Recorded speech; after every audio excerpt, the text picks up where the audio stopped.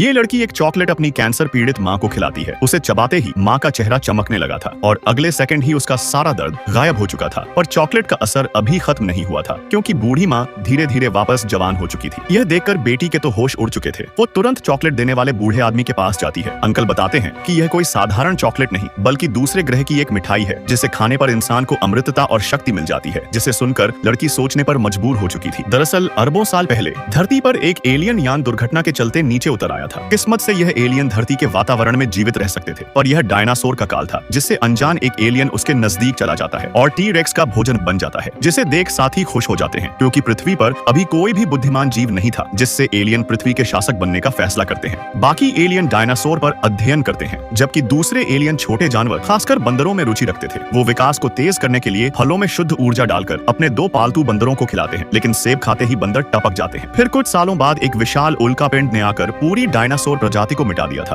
उसके बाद धरती बहुत ज्यादा ठंडे बर्फीले युग में चली गई थी। इसलिए एलियन अपने यान की ऊर्जा से एक आर्टिफिशियल सूरज बनाते हैं, जिससे पृथ्वी वापस रहने लायक बन जाती है। फिर लाखों सालों बाद एलियंस अब धीरे धीरे आज के इंसानों जैसे दिखने लगे थे, लेकिन वो अभी भी पृथ्वी पर अपना कंट्रोल पाना चाहते थे। इसीलिए वो इंसानों के रूप में घुल मिल जाते हैं और विकास का लालच देकर युद्ध के लिए इंसानों को आपस में लड़वाते रहते थे, ताकि उन्हें काफी मात्रा में भोजन मिल सके। सबसे क्रूर एलियन हिटलर था, जो 3 भाइयों में सबसे बड़ा था। वास्तव में वो द्वितीय विश्व युद्ध के बाद धरती पर लौटा था, जिसके आदेश पर एलियंस मानव का पतन करने वाले थे। लेकिन इस बार उनकी योजना पलट जाती है, क्योंकि मानवता ने विनाशकारी परमाणु युद्ध छेड़ दिया था, जिसके चलते अच्छी खासी पृथ्वी अब रहने लायक नहीं बची थी। बचे कुचे लोग बंकरों में छिपकर अपना जीवन काट रहे थे।